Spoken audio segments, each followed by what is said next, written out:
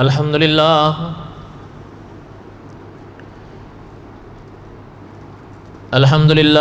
نحمده ونستعینه ونستغفره ونؤمن به ونتوکل علیہ ونعوذ باللہ من شرور انفسنا ومن سیئات اعمالنا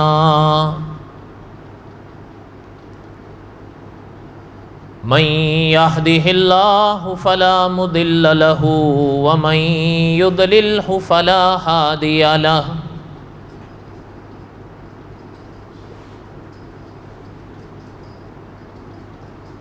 ونشهد أن لا إله إلا الله وحده لا شريك له ونشهد أن سيدنا وسندنا ومولانا محمدا عبده ورسوله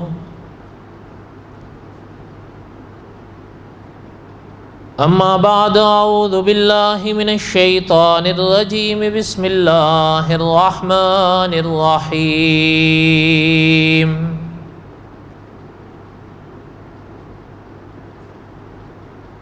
محمد الرسول اللہ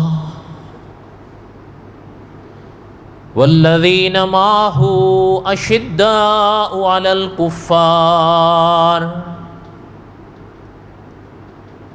رحماء بینہم تراہم رکعا سجدا یبتغون فضلا من اللہ ورضوانا سیماہم فی وجوہہم من اثر السجود وقال اللہ تعالی فی مقام آخر قل ان کنتم تحبون اللہ فاتبعونی یحببکم اللہ ویغفر لکم ذنوبکم واللہ غفور رحیم۔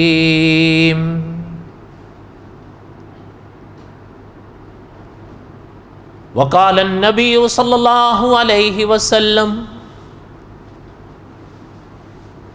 علیکم بسنتی وسنت الخلفاء الراشدین المہدیین۔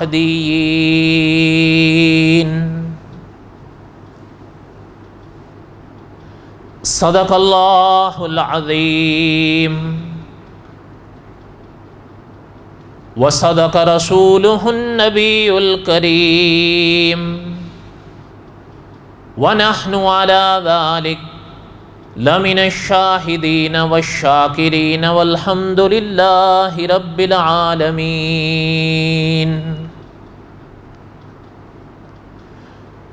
اللہم صلی علی محمد وعلی آل محمد کما صلیت علی ابراہیم وعلی آل ابراہیم انکا حمید مجید۔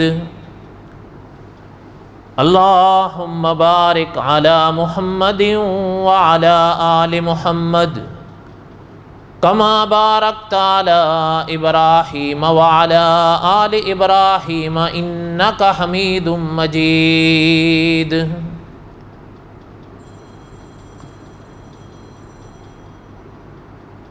ہمہ قسم کی حمد و ثنا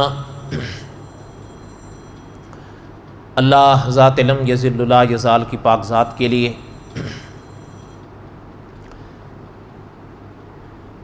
صدق دل سے لا تعداد مرتبہ درود و سلام امام الانبیاء حضرت محمد رسول اللہ صلی اللہ علیہ وسلم کی پاک ذات کے لیے۔ ماہ رمضان میں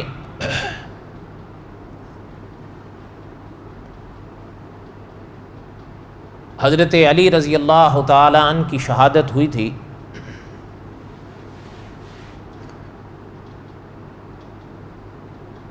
اس حوالے سے کئی باتیں میں نے پہلے پڑھی، پھر یہ کورونا کی وبا کی وجہ سے بیچ میں ناغہ رہا، اب پھر اس سلسلے کو شروع کیا ہے۔ بہرحال شاید زیادہ تفصیلات تو اب نہ کر سکیں، لیکن کچھ خلاصہ عرض کر دیں گے انشاءاللہ۔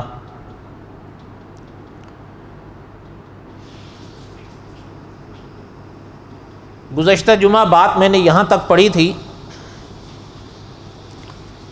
کہ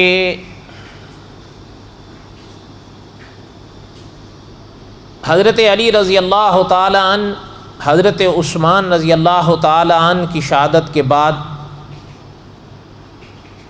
جب خلیفہ بنے، علماء نے لکھا ہے سب سے بڑا مسئلہ جو حضرت علی رضی اللہ تعالیٰ عنہ کے سامنے پیش ہو رہا تھا وہ تھا حضرت عثمان رضی اللہ تعالیٰ عنہ کے خون کا مسئلہ۔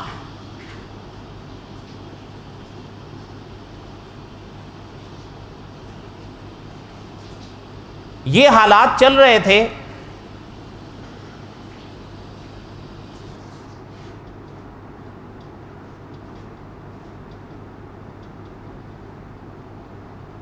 کہ علماء نے لکھا ہے صحابہ کی ایک جماعت مکہ مکرمہ گئی، اور مکہ مکرمہ میں اس زمانے میں حضرت عائشہ رضی اللہ تعالی عنہا تشریف لائی ہوئی تھیں، اور حضرات بھی تھے، چونکہ وہ موسم حج کا تھا، اور مولانا ابو الحسن علی ندوی رحمۃ اللہ علیہ اور دوسرے علماء نے بھی لکھا ہے کہ صحابہ نے حج ادا کیا۔ اس حج میں امہات المؤمنین بھی تھیں، حضرت عائشہ رضی اللہ تعالی عنہا بھی تھیں۔ وہاں پر حضرت عائشہ رضی اللہ تعالی عنہا کو حضرت عثمان رضی اللہ تعالی عنہ کی شہادت کی خبر ملی، مدینہ طیبہ کے حالات کا علم ہوا،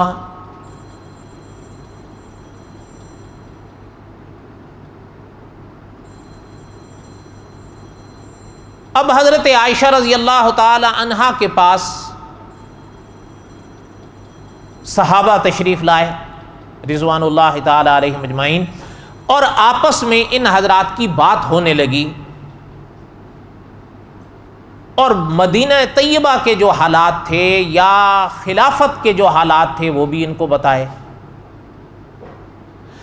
اب صحابہ نے یہ بات طے کی بشمول حضرت عائشہ رضی اللہ تعالیٰ عنہ کے کہ حضرت عثمان رضی اللہ تعالیٰ عنہ کے خون کا مطالبہ کرنا ہے، قصاص کا، اور ظاہر بات ہے یہ بات تو حضرت علی کریں گے نا رضی اللہ تعالیٰ عنہ، اس لیے کہ خلیفہ تو حضرت علی تھے، یہ حضرات تو خلیفہ نہیں تھے،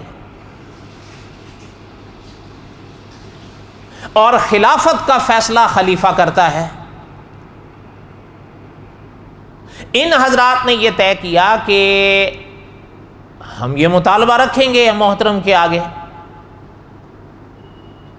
اور ان میں سے کچھ حضرات نے، جو جیسے میں نے گزشتہ جمعہ یا گزشتہ سے پیوستہ جمعہ پڑھا بھی کہ کچھ حضرات نے حضرت علی کے آگے یہ مطالبہ رکھ بھی دیا تھا، اور اس موقع پہ حضرت علی رضی اللہ تعالیٰ نے ایک بات یہ جو فرمائی تھی، حضرت علی رضی اللہ تعالیٰ نے فرمایا تھا جو حالات آپ کے سامنے ہیں کیا ہمارے سامنے نہیں ہیں؟ بات یہ ہے کہ وہ کوئی ایک یا دو شخص والی بات نہیں، حضرت علی رضی اللہ تعالیٰ نے فرمایا اس وقت وہ ہمارے بس میں نہیں ہے، اور حضرت علی رضی اللہ تعالیٰ نے یہ بھی اس موقع پر فرما دیا تھا کہ اگر اس وقت ہم ان پر ہاتھ ڈالتے ہیں تو جس فتنے کو ہم ختم کرنا چاہتے ہیں وہ ختم ہونے کے بجائے اور اٹھے گا، اس لیے رک جائیں۔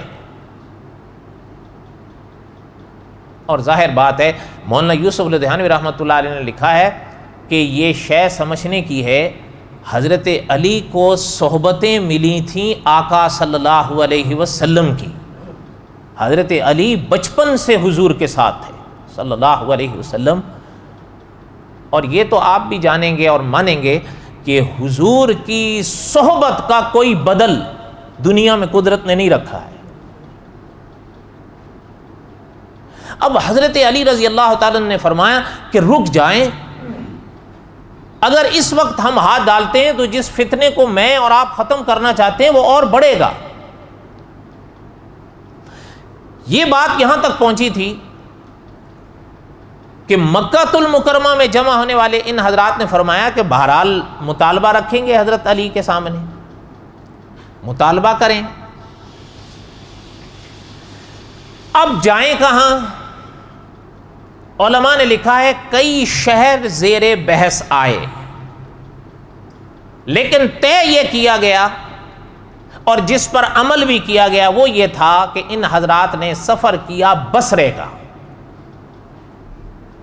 بصرے کا سفر کیوں کیا؟ اس کی کئی وجوہات ہیں، بہرحال اپنے موقع پر اگر ضرورت میں سمجھا تو بیان کر دوں گا، ورنہ ایک موٹی سی بات ذہن میں بٹھا لیں۔ بصرہ جانے کا یا بصرے جانے کے قارن تو انیک ہیں، علماء نے لکھے ہیں، لیکن ایک بات اصولی ذہن میں بٹھا لیں، اگر ان صحابہ نے بصرہ جانے کا فیصلہ کیا تھا اور اس پر عمل کیا تھا تو یقیناً اس میں کوئی راز تو ہوگا۔ آخر آج آپ اور ہم اگر کسی جگہ کا یا کسی مقام کا، مثلاً آپ کے اور آگے ہمارے کئی شہروں کا مشورہ آتا ہے، یہاں جائیں وہاں جائیں، اگر آپ اور ہم ایک شہر کا انتخاب کرتے ہیں کسی ضرورت کے تحت، کسی وجہ سے کرتے ہیں، تو وہ تو صحابہ تھے، انہوں نے اگر بصرے کا فیصلہ کیا تھا تو یقیناً کسی وجہ سے ہی کیا تھا۔ بہرحال وہ حضرات بصرے کے لیے روانہ ہوئے، بصرے کے لیے روانہ ہوئے۔ ادھر حضرت علی رضی اللہ تعالی عنہ کو پتہ چلا کہ وہ جماعت مکہ المکرمہ سے جو مشورہ کی ہے بصرے جا رہی ہے، اور ظاہر بات ہے یہ بات آپ سمجھ سکتے ہیں، اس زمانے کے جو سفر ہوتے تھے وہ آج کی طرح تو نہیں ہوتے تھے، اس زمانے کا سفروں کا نظام الگ تھا۔ حضرت علی رضی اللہ تعالیٰ کو خبر پہنچی تو حضرت علی رضی اللہ تعالیٰ نے ارادہ فرمایا کہ ہم چلیں گے ان سے بات کرنے۔ حضرت علی رضی اللہ تعالیٰ مولانا محمد نافع صاحب جھنگوی رحمۃ اللہ علیہ نے لکھا ہے کہ جب چلنے لگے اس موقع پر رائے ہوتی ہے نا، کئی طرح کی رائے سامنے آ سکتی ہیں، فیصلہ تو خلیفہ کرتا ہے۔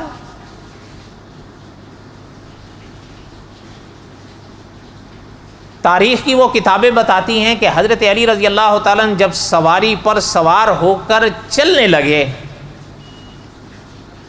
تو آپ صلی اللہ علیہ وسلم کے ایک صحابی تھے حضرت عبداللہ بن سلام رضی اللہ تعالیٰ۔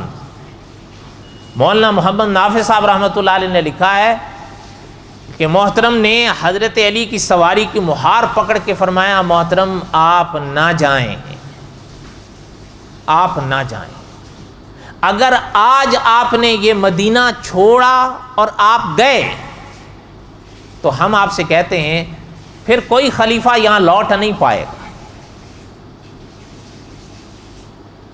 اچھا، یہ ان کے عجیب الفاظ تھے، کچھ لوگوں کو وہ برے بھی لگے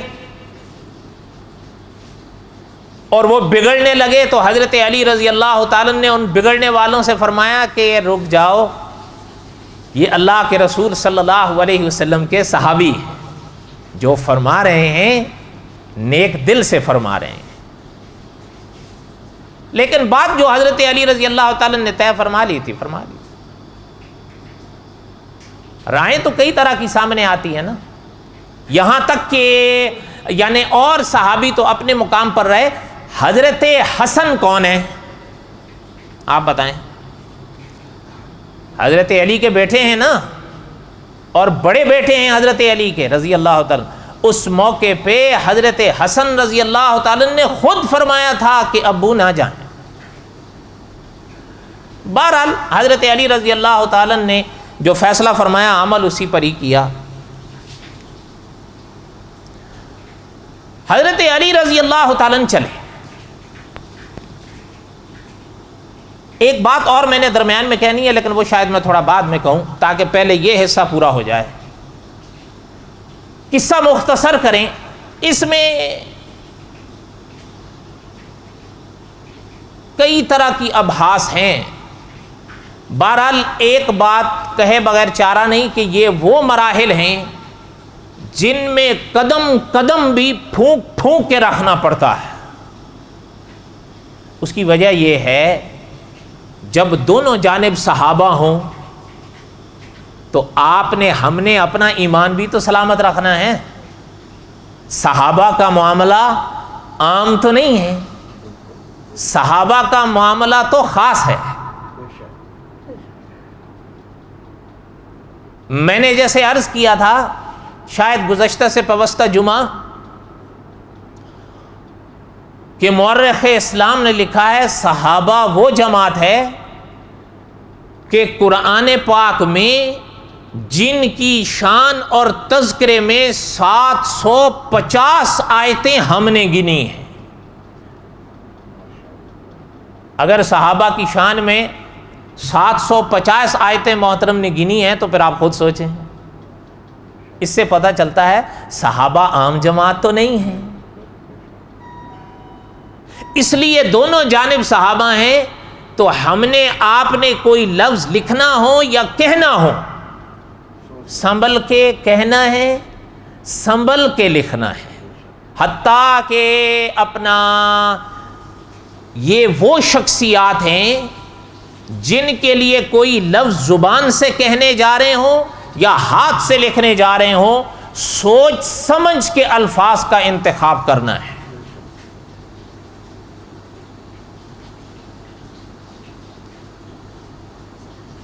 حضرت علی رضی اللہ تعالیٰ وہاں تشریف لائے. وہ جماعت جو مکہ مکرمہ میں اکٹھی ہوئی تھی وہ بھی آئی. حضرت علی رضی اللہ تعالیٰ کے قاصد حضرت ابن عمر رضی اللہ عنہ کو حضرت علی رضی اللہ تعالیٰ نے بھیجا. وہ حضرت علی رضی اللہ تعالیٰ کے قاصد بن کر حضرت عائشہ رضی اللہ تعالی عنہا اور ان دوسرے صحابہ کے پاس آئے. اور یہ یاد رہے یہ خود بھی صحابی ہیں رضی اللہ تعالی. میں نے ابھی عرض کیا نا یہ وہ مراحل ہیں، ہر لفظ سوچ سمجھ کے کہنا. آپ دیکھیں دونوں جانب صحابہ ہیں. اور یاد رکھیں کسی کی اللہ تعالیٰ بچائیں، ہم ان میں سے کسی کی نیت پر بھی حملے نہیں کر سکتے. وہ نیک نیت لوگ تھے. اختلافات تو آ جاتے ہیں.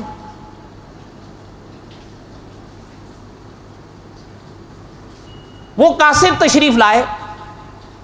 میں بالکل مختصر رہا ہوں، کئی باتیں میں نے چھوڑ دی ہیں ضرورت کے تحت، چونکہ ویسے بھی 2 سال گزر گئے ہیں. جتنی ضروری باتیں میں ضرورت کے تحت سمجھ رہا ہوں بس ان کو لا رہا ہوں.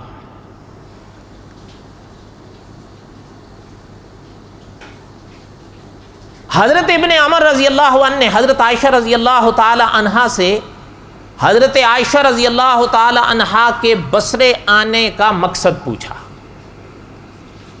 حضرت عائشہ رضی اللہ تعالی عنہا نے فرمایا بیٹا حضرت عثمان رضی اللہ تعالی عنہ کے مسئلے پر آئے ہیں. بس بات سمجھیں ام المؤمنین کی. کس کے لیے آئے ہیں؟ حضرت ابن عمر رضی اللہ عنہ نے حضرت طلحہ اور حضرت زبیر رضی اللہ عنہما، یہ بھی اللہ کے رسول کے صحابی ہیں، دونوں صحابی ہیں، ان سے پوچھا کہ آپ کے مقاصد یا آپ کا مقصد؟ انہوں نے فرمایا یہی ہے، اور تو کوئی مقصد نہیں ہے، ہم کوئی لڑنے تو نہیں آئے. بات یہ ہے ان حضرات نے کہا کہ ہم دیکھ رہے ہیں کہ حضرت عثمان ظلماً شہید کیے گئے ہیں، اور حضرت عثمان رضی اللہ تعالی عنہ کا یہ خون یا دم عثمان کا مسئلہ ایسے ہی نہ رہ جائے. اس پر کئی باتیں خلاصے کے طور پر میں نے پہلے پڑھ لی. یہاں تک بات پہنچی تھی حضرت عائشہ، حضرت طلحہ، حضرت زبیر، ان کا جواب سمجھ میں آیا ہے؟ بولیں۔ اب آگے سنیں، ذہن حاضر رکھیں، دھیان ہٹے گا تو بات سمجھ میں نہیں آئے گی۔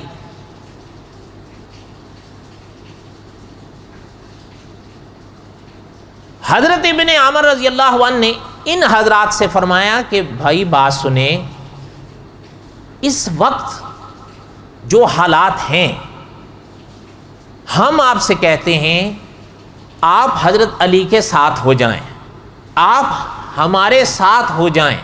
آپ حضرت علی ہمارے ساتھ ہوں گے تو جو خلافت میں کسی لحاظ سے کمزوری ظاہر ہو جائے گی وہ مٹ جائے گی۔ جب آپ اور ہم ایک ہو جائیں گے، حضرت عثمان رضی اللہ تعالیٰ عنہ کے خون کا جو مسئلہ چھڑا ہوا ہے، اس کو حل کرنے میں بہت آسانی ہو جائے گی۔ حضرت نے صحیح فرمایا، غلط فرمایا؟ اس لیے کہ ابھی ہم بٹے ہوئے ہیں، لیکن جب آپ اور ہم سب ایک ہو جائیں گے اور پھر حضرت عثمان رضی اللہ تعالیٰ عنہ کے دم عثمان کا جو مسئلہ اٹھے گا اس کو حل کرنا آسان ہو جائے گا۔ اور حضرت نے فرمایا اگر آپ ہماری یہ بات مان لیں تو آپ کی طرف سے یہ دوستی، رحمت اور امن کی نشانی ہوگی۔ وہ حضرات کوئی لمبی چوڑی تقریریں تھوڑی ہی کرتے تھے، اور یہ تو آپ بھی جانتے ہیں جو بات دل سے نکلتی ہے وہ دل پر اثر کرتی ہے۔ جیسے ہی حضرت نے یہ بات فرمائی، حضرت عائشہ رضی اللہ تعالی عنہا نے فرمایا کہ ہمیں منظور ہے۔ اگر میرے ساتھ کہہ دیں، حضرت عائشہ نے فرمایا اب کوئی جھگڑا رہ گیا، اب کوئی بات رہ گئی؟ صحابہ تو حضور علیہ الصلوۃ والسلام کے تربیت یافتہ تھے، صحابہ تو حضور کے صحبت یافتہ تھے، اور پھر حضرت عائشہ تو ام المؤمنین ہیں۔ حضرت عائشہ نے فرمایا ہمیں منظور ہے۔ اچھا، جو باقی حضرات انہوں نے کہا بھائی ہمیں بھی منظور ہے، ہم کو لڑنے کے لیے تو نہیں آئے ہیں، ہمیں منظور ہے۔ اچھا، یہ حضرت ابن عمر رضی اللہ عنہ واپس آئے۔ اب دھیان دینا، واپس آئے حضرت علی رضی اللہ تعالیٰ عنہ کی طرف، اور آ کر حضرت علی رضی اللہ تعالیٰ عنہ کو بتایا کہ ہم نے یہ بات رکھی ہے۔ ان حضرات نے فرمایا ہمیں منظور ہے، ہمیں۔ تو جھگڑا تو، یہ اختلاف تو سمٹ گیا نا۔ علماء نے لکھا ہے حضرت علی رضی اللہ تعالیٰ عنہ بہت خوش ہوئے، اس لیے کہ فاصلے حضرت علی بھی تو نہیں چاہتے تھے۔ حضرت علی بہت خوش ہوئے۔ اب ذہن میں ذرا ان لوگوں کو لے کے آئیے جو میں نے گزشتہ یا پیوستہ درس میں عرض کیا تھا کہ وہ لوگ جو حضرت عثمان کے خلاف باغی بن کر اٹھے تھے، وہ حضرت علی کی جماعت میں شامل ہوئے تھے، ان کے کانوں میں یہ پھنک لگ گئی۔ اچھا، میں آپ سے عرض کرتا ہوں، اگر یہ صحابہ اکٹھے ہو جاتے، ہوا وہی جو تقدیر میں تھا، ہوتا تو وہی ہے نا جو تقدیر میں ہوتا ہے، ہوا وہی جو تقدیر میں تھا۔ اگر یہ سب صحابہ اکٹھے ہو جاتے، ان کا تو کیا دھارا سارا ختم نہیں ہو جاتا؟ انہوں نے جو اتنے پاپڑ بیلے تھے حضرت عثمان کے خلاف، صحابہ کے خلاف، امت کے خلاف، اگر یہ سارے اکٹھے ہو جاتے اس مرحلے پر، کاش کے ہو جاتے۔ ہم بھی یہی کہتے ہیں کاش کے وہ حضرات تو ہونا چاہتے تھے، لیکن ان لوگوں نے ہونے نہیں دیا۔ اب ان کے کانوں میں بھنک پڑی۔ اس موقع پر مولانا محمد نافع صاحب جھنگوی رحمۃ اللہ علیہ نے لکھا ہے حضرت علی رضی اللہ تعالی نے اس موقع پر ایک بات فرمائی، ایک اعلان فرمایا۔ حضرت علی رضی اللہ تعالی نے فرمایا ہم نے کل چلنا ہے، بس الفاظ پہ غور فرمائیں۔ حضرت علی نے فرمایا ہم نے کل چلنا ہے، مگر جو لوگ حضرت عثمان رضی اللہ تعالی عنہ کے خون میں، حضرت عثمان رضی اللہ تعالی عنہ کے خلاف بغاوت میں کسی لحاظ سے بھی شامل یا ملوث تھے، وہ ہمارے ساتھ نہ جائیں۔ حضرت علی کا اعلان سمجھ میں آیا؟ جو لوگ حضرت عثمان کے خلاف کسی لحاظ سے بھی ملوث تھے، حضرت علی رضی اللہ تعالیٰ نے فرمایا وہ ہمارے ساتھ شامل نہ ہو، ہمارے ساتھ نہ جائیں۔ اچھا، اس ٹولے نے پہلے تو یہ باتیں سن لی کہ بھئی ان میں تو صلح ہونے جا رہی ہے، اوپر سے حضرت علی کا یہ اعلان سن لیا۔ علماء نے لکھا ہے کہ انہوں نے ایک جگہ اکٹھے ہوئے، وہ جو فتنہ ٹولہ تھا، انہوں نے اکٹھے ہو کر ایک بات کہی۔ اس میں ایک شخص کھڑا ہوا، اس نے کہا کہ دیکھو وہ حضرات جو آئے ہیں نا مکہ مکرمہ سے، وہ ہمارے حق میں کیا چاہتے ہیں یہ تو ہم جانتے ہیں۔ اللہ تعالیٰ معاف فرمائے، اب بات کو سمجھیے گا، اگر میرے ساتھ کہہ دیں، انہوں نے کہا کہ وہ حضرات ہمارے حق میں کیا چاہتے ہیں یہ تو ہم، اس سے مراد وہ حضرات تھے جیسے حضرت عائشہ رضی اللہ تعالیٰ عنہا، حضرت طلحہ، حضرت زبیر رضی اللہ عنہما، یا دوسرے حضرات جو تھے جو حضرت عثمان رضی اللہ تعالیٰ عنہ کے حوالے سے مطالبے کر رہے تھے اور ان لوگوں کے حوالے سے کر رہے تھے۔ یہ سمجھتے تھے نا کہ اگر ان کا مطالبہ مان لیا گیا تو ہم تو گئے، صحیح بات ہے یا نہیں؟ اچھا، اب اس نے کہا کہ وہ جو حضرات ہیں وہ ہمارے بارے میں کیا چاہتے ہیں وہ تو ہم جانتے ہیں، لیکن حضرت علی ہمارے بارے میں کیا چاہتے ہیں یہ ہم نہیں جانتے۔ یہ اس شخص کا بہت بڑا جواب تھا۔ اس نے کیا کہا؟ حضرت علی ہمارے بارے میں کیا چاہتے ہیں یہ ہم، اس سے پتہ چلتا ہے حضرت علی ان کے ساتھ نہیں تھے۔ ایک نے جب یہ بات سنی اٹھ گیا، مولانا نافع صاحب جھنگوی رحمۃ اللہ علیہ نے لکھا ہے، وہ اٹھ کے کہنے لگا کہ اگر یہ بات ہے تو پھر ہم حضرت علی کو بھی وہیں بھیجتے ہیں جہاں حضرت عثمان کو بھیجا ہے رضی اللہ عنہما۔ پتہ چلتا ہے اگر ان کی ہمدردیاں حضرت عثمان کے ساتھ نہیں تھی تو پھر حضرت علی کے ساتھ بھی، اگر یہ حضرت عثمان کے دشمن تھے اور یقیناً تھے تو پھر یہ حضرت علی کے بھی دوست، جو حضرت علی کے دوست یا نام لیوا ہوں وہ حضرت عثمان کے خون کی بات کر سکتے ہیں؟ یہاں تک بات ذہن میں رکھیں۔ یہ مرحلہ بیان کرنے سے پہلے، اگلا مرحلہ بیان کرنے سے پہلے میں دو باتیں عرض کروں۔ پہلے اس میں کچھ جو بات آگے پڑھوں گا ممکن ہے آج تو نہ پڑھ سکوں، لیکن اس کو پڑھنے سے پہلے یہ میرے ہاتھ میں کتاب ہے آپ کے ملک کے سب سے بڑے مفتی کی، مفتی محمد تقی عثمانی صاحب کی۔ انہوں نے ان حالات کو پڑھنے یا سننے سے پہلے کچھ اصول بتائے ہیں، ان کو ذہن میں رکھیں صحابہ کے بارے میں۔ مقصد یہ ہے کہ میرا اور آپ کا عقیدہ صحابہ کے خلاف میلا نہ ہو۔ اس کو پڑھنے سے پہلے میں ایک بات جو درمیان میں نے چھوڑی ہے وہ پڑھتا چلوں، وہ ذہن نشین کر لیں۔ حضرت علی رضی اللہ تعالیٰ عنہ نے جو گزشتہ جمعہ بات میں نے چھوڑی تھی وہیں سے یہ علماء نے اسی باب میں ذکر کی ہے، اس لیے میں یہ پڑھنے سے پہلے وہ پڑھ کے آگے نکلوں گا۔ حضرت علی رضی اللہ تعالیٰ نے دار الخلافت مکہ مدینہ طیبہ کے بجائے کوفے کو بنایا۔ کیوں بنایا؟ اس پر کئی طرح کی ابحاث ہیں۔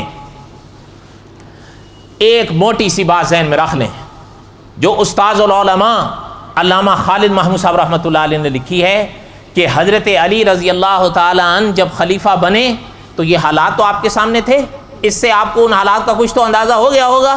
اب حضرت علی یہ راز خوب سمجھتے تھے کہ اگر یہ حالات پیدا ہو رہے ہیں تو بات بڑھ سکتی ہے، اور جب بات بڑھ سکتی ہے تو پھر مدینہ طیبہ میں وہ باتیں نہیں بڑھنی چاہیے، اس لیے کہ مدینہ میں اللہ کے رسول ہیں صلی اللہ علیہ۔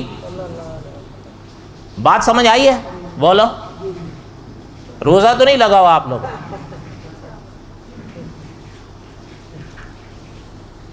حضرت علی رضی اللہ تعالی عنہ نے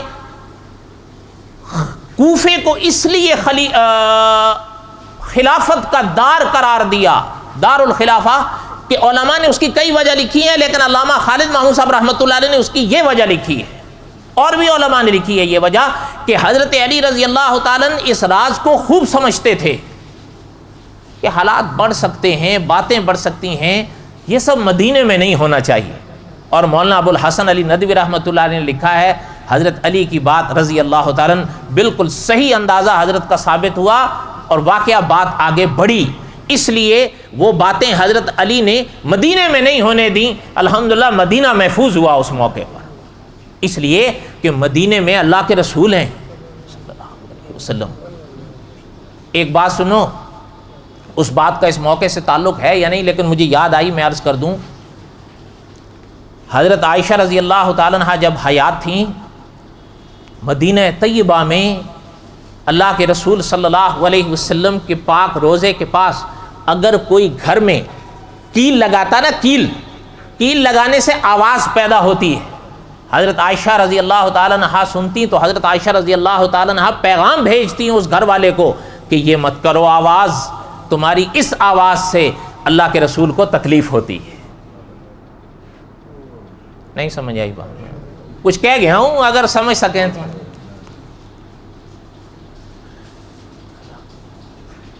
ایک تابعی تھے، تابعی کن کو کہتے ہیں؟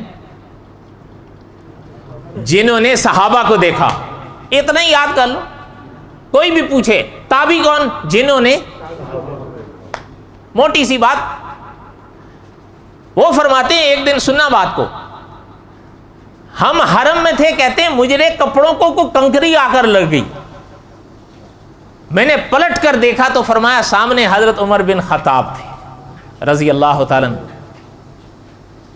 فرمایا حضرت عمر رضی اللہ تعالیٰ نے فرمایا وہ جو دو شخص ہیں نا، ان کو بلا کے ادھر لے کے آؤ۔ وہ لے آئے، سننا بات۔ حضرت عمر نے فرمایا تم دونوں کہاں کے ہو؟ کہنے لگے جی طائف سے آئے ہیں۔ کہاں سے آئے؟ حضرت عمر نے فرمایا اگر تم مدینے کے ہوتے نا تو ہم تمہاری خبر لیتے، اللہ کے رسول صلی اللہ علیہ وسلم کے روزے کے پاس زور زور سے آوازیں کر رہے ہو۔ نہیں سمجھ آئی بات؟ احترام تو ہے ہی ہے، اس میں ایک اور مسئلہ حل ہو رہا ہے، وہ آپ خود سمجھیں تو سمجھیں۔ اللہ کے رسول صلی اللہ علیہ وسلم کو آواز جائے گی تو اللہ کے رسول کو تکلیف ہوگی یا ویسے ہی ہوگی؟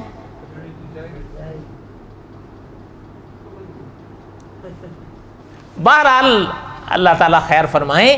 اب تو یہ موقع نہیں ہے، اللہ نے اگر زندگی دی تو قصص الانبیاء کے آخر میں یہ مسئلہ آئے گا عقیدے کا۔ یاد رکھیں، جس کو عقیدہ حیات النبی کہتے ہیں اس کو عام مسئلہ نہیں سمجھو۔ علامہ خالد محمود صاحب رحمۃ اللہ علیہ نے لکھا ہے یہ ایک عقیدہ کئی فتنوں کے لیے قلعے کا کام کرتا ہے۔ ایک بات۔ دوسری بات، حضرت رحمۃ اللہ علیہ نے خطبات خالد میں فرمایا تھا کہ کچھ لوگ حیات النبی کے عقیدے کا انکار کر کے حیات مسیح کا انکار کرنے لگے ہیں۔ نہیں سمجھ آئی بات آپ؟ اللہ کرے آپ سمجھیں، اب اور کیا کریں، تھوڑا سا آپ لوگ بھی دل لگایا کریں نا۔ جب تک دل نہیں لگاؤ گے، ذہن میں نہیں رکھو گے تو یہ باتیں تو آپ کو نہیں سمجھ میں آئیں۔ اس لیے کہ دیکھیں حیات مسیح علیہ السلام کا عقیدہ، حیات مسیح علیہ السلام کے عقیدے کا انکار کفر ہے۔ حیات النبی کے عقیدے کا انکار کر کے اس عقیدے کا انکار کیا جا رہا ہے۔ ہو سکتا ہے آپ کے لیے یہ اجنبی بات ہو، اب وہ کہتے ہیں نہیں سمجھ میں آتا۔ کیوں نہیں سمجھ میں آتا؟ کہتے ہیں کیسے مان لیں کہ ایک انسان حضور سے 600 سال پہلے تھے اور وہ آج تک زندہ ہیں، اور وہ بھی آسمانوں پر؟ ہم نے تو کسی کو نہیں دیکھا کوئی آسمان پر گیا ہو اور پھر آسمان سے واپس آئیں گے، وہ بھی ہزاروں سال بعد۔ اور ایک نے تو لکھا ہے اللہ تعالیٰ معاف فرمائے، اللہ تعالیٰ معاف فرمائے، لکھتا ہے، کہتا ہے آ بھی جائیں گے تو اتنے بوڑھے ہوں گے ان سے تو ہلا ہی نہیں جائے گا۔ نقل کفر نباشد.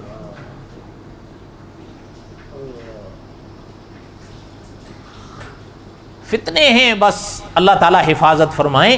کوشش کیا کرو صحیح علماء سے وابستہ رہو.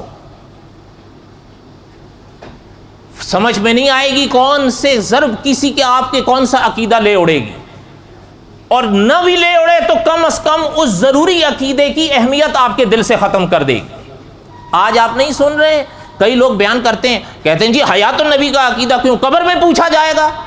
اچھا چلو حیات النبی کا عقیدہ قبر میں نہیں پوچھا جائے گا، حیات مسیح کا عقیدہ قبر میں پوچھا جائے گا؟ پوچھو، بولو. اچھا جب قبر میں حیات النبی کا عقیدہ نہیں پوچھا جائے گا، حیات مسیح کا پوچھا جائے گا. اگر حیات مسیح کا نہیں پوچھا جائے گا تو پھر عقیدہ حیات النبی کا انکار اس لیے ضروری ہے کہ قبر میں نہیں پوچھا جائے گا، تو حیات مسیح کا بھی انکار کرو گے؟ نقل کفر نباشد. اس لیے اپنے عقیدوں کی حفاظت کرو. مسئلہ یہ ہے کہ میں اور آپ ہر چمکتی چیز سے متاثر یا مرغوب ہونے لگتے ہیں. ہمیں اس سے کوئی غرض نہیں ہے کہ سامنے والے کا علم کا دائرہ کتنا کچھ ہے.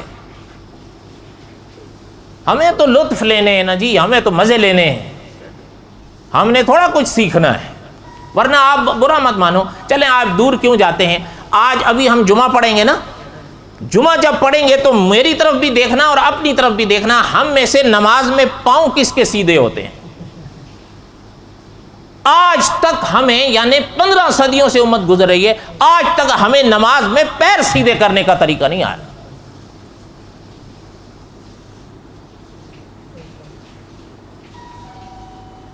بہرحال اللہ تعالیٰ ہی رحم فرمائیں. بس ایسے سے ہی حالات ہیں.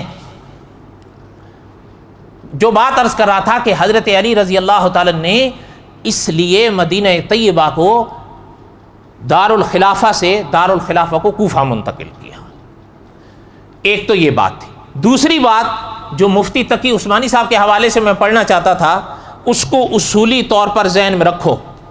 صحابہ کے حوالے سے جو باتیں آج سنائی دیتی ہیں نا نیٹ پر، کئی لوگ صحابہ کے خلاف عام بولتے ہیں، اور ایک بات وہ عام سنا کہتے ہیں جی چاہے کوئی بھی ہو ہم سچ بیان کریں گے. اور یار عجیب بات ہے. اچھا ظاہری طور پر لفظ بھی اتنا بھانے لگتا ہے ہمارے لوگوں کو، کہتے ہیں جی کہتا تو سچ ہے، جب کہتا سچ ہے تو کیا حرج ہے. اچھا وہ اس موقع پہ اللہ کے رسول صلی اللہ علیہ وسلم کا وہ فرمان یاد کر لیا کرو. اللہ کے رسول نے فرمایا میرے صحابہ کے بارے میں ان کو مت چلایا کرو خیر کے سوا. یہ کنہوں نے فرمایا؟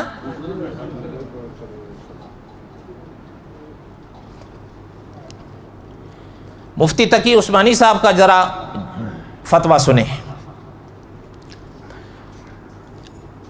صحابہ کے بارے میں عموماً جو زبان استعمال کی جاتی ہے تاریخ کے حوالوں سے ہوتی ہے کہ تاریخ میں یہ ہے، تاریخ میں وہ ہے، تاریخ میں یوں ہے، تاریخ میں وہ ہے. مفتی تقی عثمانی صاحب نے لکھا ہے کہ علم تاریخ پر جو کتابیں موجود ہیں اس میں ایک ہی واقعے سے متعلق کئی طرح کی روایتیں ہوتی ہیں. یہ بات کو سننا سمجھنا. اور تاریخ میں روایت کی چھان پھٹک کا وہ طریقہ نہیں اختیار کیا گیا جو احادیث میں حضرات محدثین نے اختیار کیا تھا.